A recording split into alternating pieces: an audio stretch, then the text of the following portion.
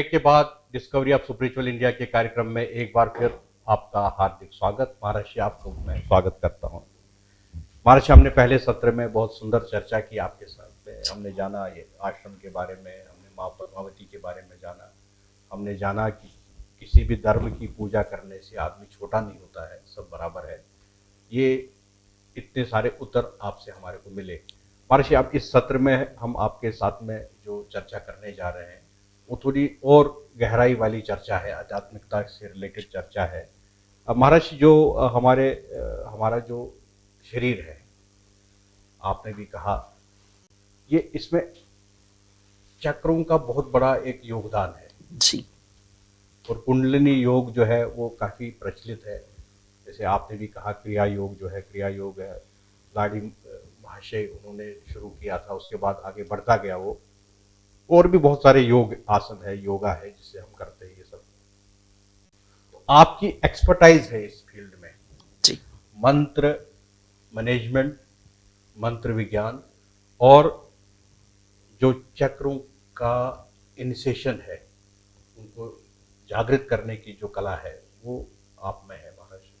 तो इस पर और हम थोड़ा सा आपसे जानना चाहते हैं कि किस तरीके के चक्र हमारे शरीर में होते हैं और किस तरीके से वो हम जागृत कर सकते हैं।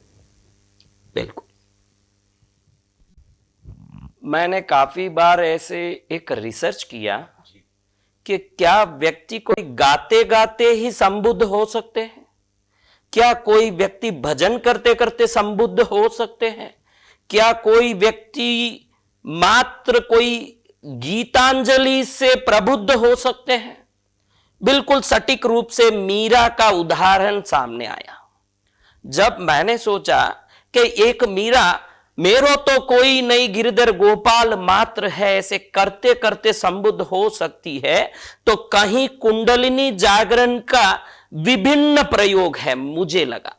फिर मुझे मालूम पड़ा कि सबसे पहले जो सात्विक आहार करने वाला व्यक्ति है, उस सात्विक आहार से कुंडलिनी जागरण की क्षमता में चक्र की तटस्थता को पहले प्राप्त करता है।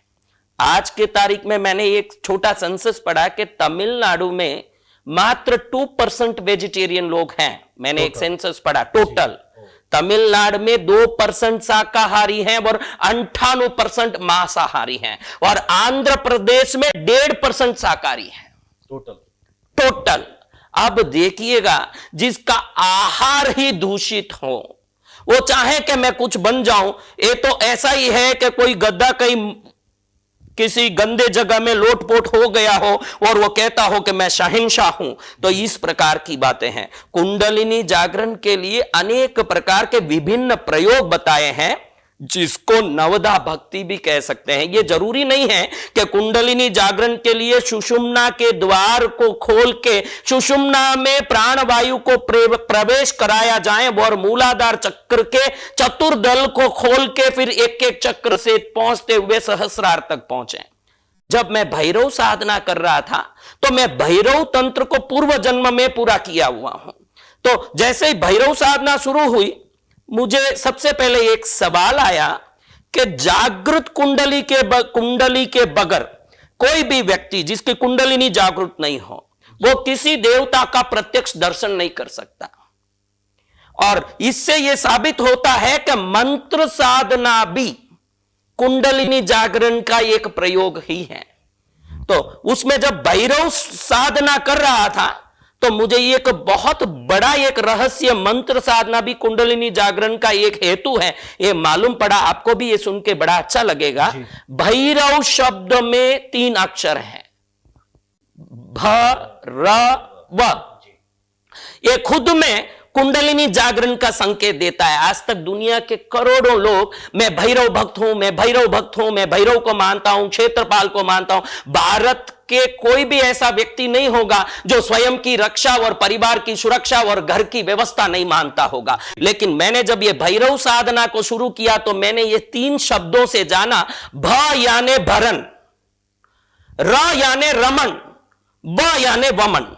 भ भरना पूरक, र रमन अंदर कुंभक, वायु को रमण कराना, वह वमन रेचक बाहर निकालना। भैरव शब्द ही पूरक करना, कुंभक करना और रेचक करना, इसी से भैरव शब्द निकला है। भरण, रमन और वमन। इससे साबित हो गया कि कोई भी साधना विविध प्रकार से कुंडलिनी जागरण कर सकता है, लेकिन सीधे कुंडलिनी जागरण के लिए व्यक्ति स्थिर आसन को समझ लें और सुखासन या पद्मासन या अर्ध पद्मासन में बैठे। और आज के जमाने के जो आध्यात्मिक गुरु आए हैं, मैं देखता हूं कि एक बड़ा सा एक सत्र चल रहा है सब जगह, जहां पैसे लिए जा रहे हैं और योगा सिखाया जा रहा है। मैं बता दूं कि पैसे से भिंडी खरीद सकते हैं, पैसे से वस्त्र खरीद सकते हैं, पैसे से कभी कभी जेवर, यहां तक पत्नी परिवार भी खरीद सकते हैं। कोई अगर आप बोल दें कि 1 लाख देता हूं घंटे के लिए, तुझे मेरा बाप बनना पड़ेगा,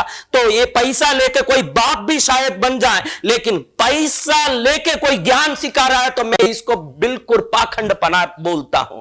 क्योंकि संसार में एक ही चीज ऐसा है जो प्रेम से दिया जाता है, वो सबसे बड़ा है गुरु से प्रदत्त योग। और इस योग में अगर कोई परांगत होता है, सुषुम्ना वायु को जान लेता है, ईड़ा पिंगला आदि के व्यवस्थाओं को जान लेता है, चित्रा नाड़ी के प्रॉपर व्यवस्था को समझ लेता है, और जो दुनिया में कोई नहीं जानते हैं ऐसी चीजों को बताने वाले सूक्ष्म गुरु से मनोबहुआ नाड़ी कहां है और धनंजय आदि उपवायु किस प्रकार से उत्पन्न होते हैं और उन सबको शमन करके किस प्रकार से कुंडलिनी को जागृत किया जा सकता है, ये पूर्ण रूप से जान ले तो सटीक रूप से सीधा कुंडलिनी को जागृत कर दें।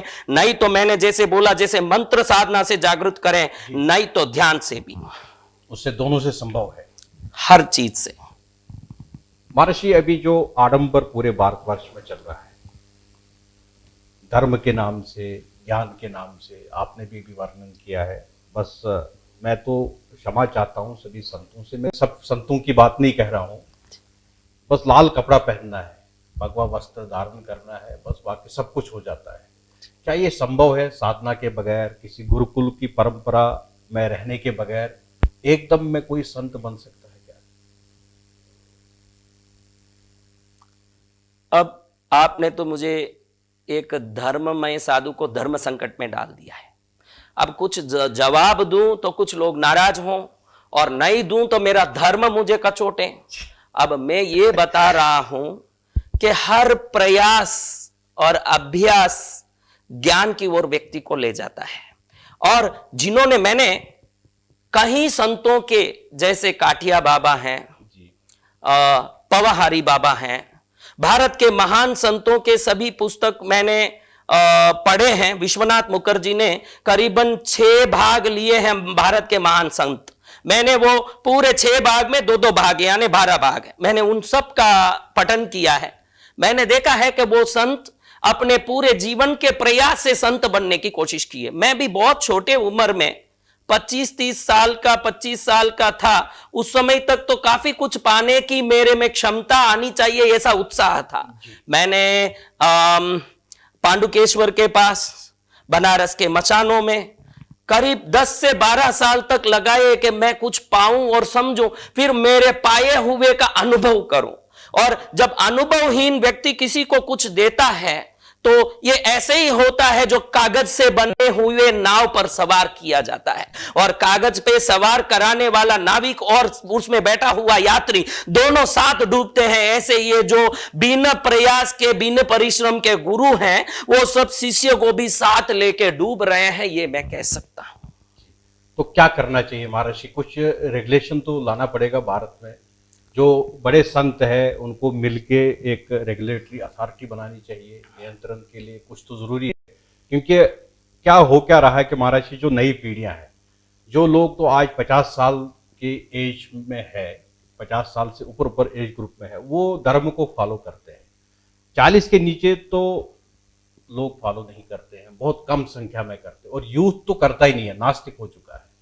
वेस्टर्न कल्चर का पूरा प्रभाव भारत पर पड़ चुका है, और उनको ये लगता है कि हर व्यक्ति जो है वो गलत ही होगा, हर संत गलत ही होगा। बहुत सारे लोगों ने, जैसे अभी टीवी चैनलों के माध्यम से हमने देखा, कुछ जेल में है, कहीं उन्होंने गलत काम किया, तो उनको ऐसा लगता है कि हर व्यक्ति ऐसा ही होगा। जबकि हमारे शास्त्र, हमारा जो धर्म है, सनातन पद्धति है, वो तो बहुत महान है। भारत इसीलिए विश्व गुरु कहा गया है। तो क्या करना चाहिए महाराज जी, हमें यूथ को किस तरीके से हम ट्रांसफॉर्म करें और हम वापस उनको इस लाइन पर, इस धारा पर उनको चलने के लिए मजबूर करें? मैं मानता हूं एक बात कि आज की युवा पीढ़ी तथाकथित गुरुओं के आचरण को देख के विमुख हो गई है और उस युवा पीढ़ी को संशय भी है साधु नाम का व्यक्ति साधु होगा या नहीं, इसका कोई गारंटी नहीं है। प्रश्नोत्तर रत्न मालिका में आदि शंकराचार्य से उनका शिष्य एक प्रश्न पूछता है। वो कहता है कि गुरुदेव, गाली तो हर आदमी जीवन में जब गुस्सा आता तो देता है, कोई छोटी गाली या कोई बड़ी गाली, लेकिन विश्व का ऐसा कोई सात्विक पुरुष नहीं होगा कभी एक छोटा सा दत्त तो किया ही होगा किसी को। तो शिष्य पूछता है कि गुरुदेव, गालियों में बड़ी गाली क्या है?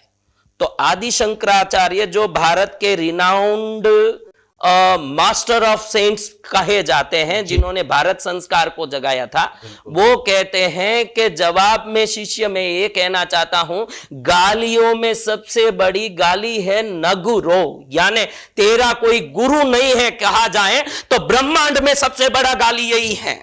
तो ये अब दर्शाता है कि किसी गुरु की आवश्यकता तो तीनों लोकों में सभी को है।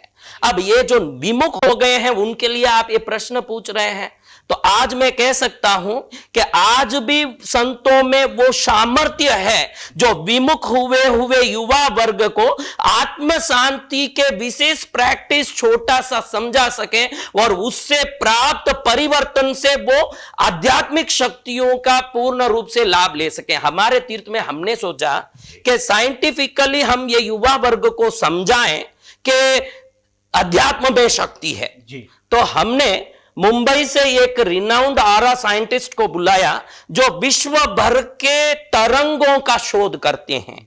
तो उनको बुला के हमने बहुत बड़ा युवा वर्ग को यहां इकट्ठा किया एक आराधना के बहाने, और उनके सामने एक हमने प्रस्तुति दी कि इस आराधना के पहले इस क्षेत्र में कितनी ऊर्जा और तरंग है, उसको आरा फोटोग्राफी के बहाने रिलीज किया गया। जब ये आराधना समाप्त हुई तो उनको वैज्ञानिक प्रूफ के साथ बताया गया कि ये आराधना के बाद कितनी बड़ी ऊर्जा इस जगह में इकट्ठी हो गई है जिसको साइंटिफिकली हर युवा मान सकता है।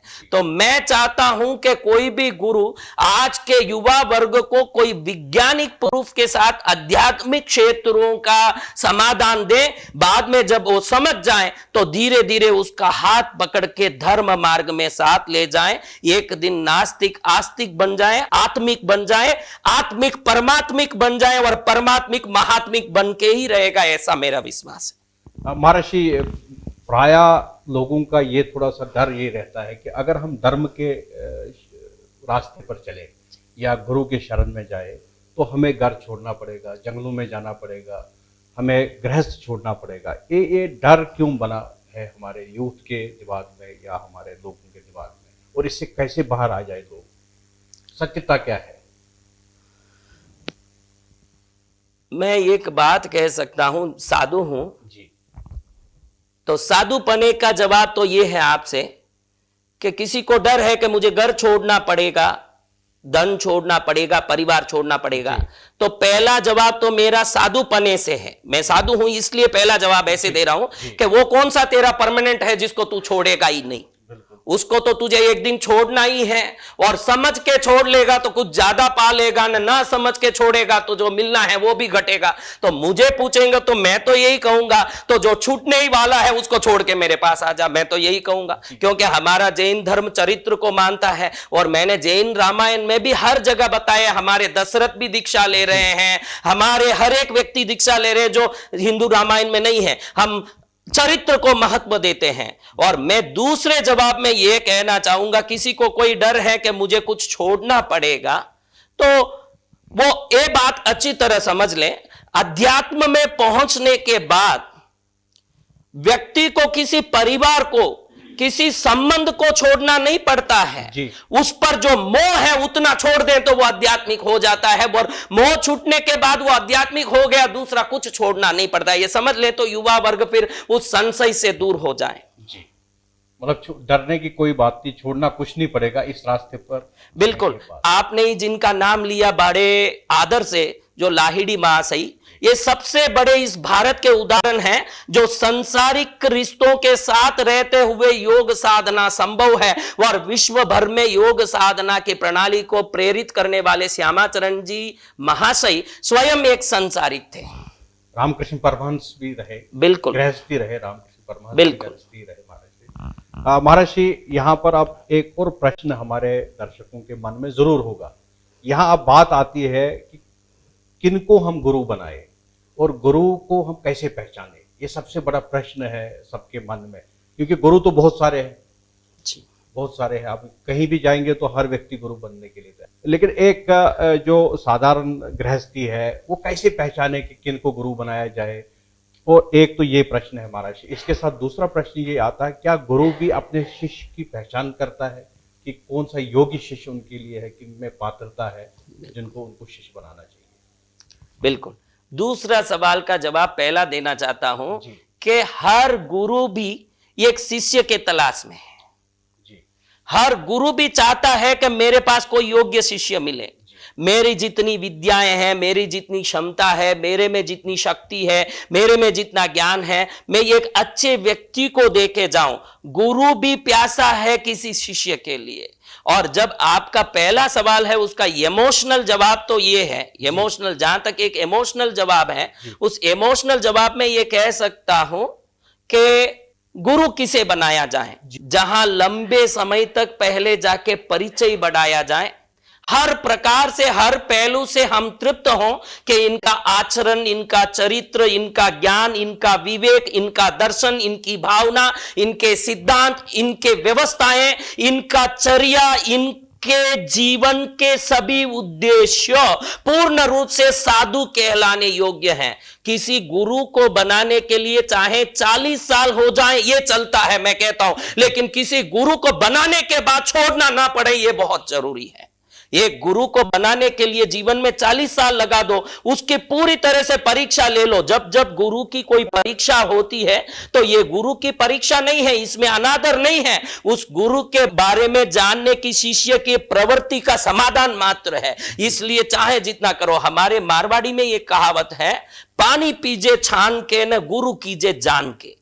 पानी को छान के ही पीना चाहिए। जैन धर्म कहता है कि जो पानी को छानना नहीं जाना वो जीवन को मानना नहीं जाना। हम पानी को छान के पीते हैं, तो गुरु को भी जान के ही करें। बहुत समय लें, बहुत गुरुओं के पास जाएं, बहुत समाधान पाएं। जिस दिन एक प्रेमी को लगता है कि ये प्रेमिका ही मेरी है, फिर वो अंधा हो जाता है। वैसे एक समय के बाद अपने स्वगुरु को प्राप्त करने के बाद वो अंधा हो जाए और अपने गुरु के लिए प्रेमिका हो जाए, फिर तो आनंद आ जाए और जीवन आनंदमय हो जाए। तो दूसरे सत्र में बहुत सारवर्धक चर्चा रही महाराज जी के साथ में। हमने जाना कि एक व्यक्ति को गुरु किस तरीके से बनाना चाहिए, और गुरु भी हर बार अपने एक योग्य शिष्य की तलाश में रहता है, और शिष्य भी हर बार एक योग्य गुरु की तलाश में रहता है। महाराज जी का ये कहना है कि 40 साल भी अगर लगे और आप तब तक इंतजार करते रहिए जब तक आपको एक अच्छा गुरु नहीं मिले। और एक बार अगर आपने गुरु धारण किया तो हमारे शास्त्रों की परंपरा है कि गुरु को फिर छोड़ना नहीं चाहिए। आजकल ये फैशन बन चुका है कि हर 6 महीने में लोग गुरु चेंज करते हैं, और गुरु को रिलेशन है फाइनेंशियल इंप्रूवमेंट के साथ में, गुरु का रिलेशनशिप है फैमिली प्रॉब्लम सॉल्विंग के साथ में, गुरु का रिलेशनशिप है एजुकेशन के साथ में, गुरु का रिलेशनशिप है भौतिकवाद के साथ में।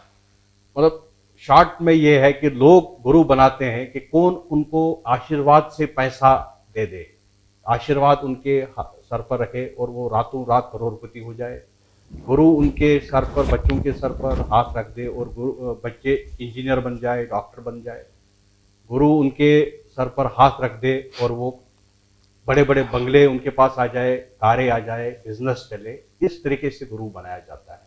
आध्यात्मिकता का जो बेस है, जो शास्त्रों में लिखा है, आध्यात्मिकता को, ये जो हमारा संसार है, ये जो हमारा जीवन है, इसको पार करने की जो कला आनी चाहिए वो गुरु सिखाता है। उसके उस भावना से कोई भी गुरु नहीं बनाता है। मैं यहाँ पर एक छोटे से ब्रेक के लिए रुक रहा हूँ। ब्रेक के बाद में ये चर्चा जारी रहेगी।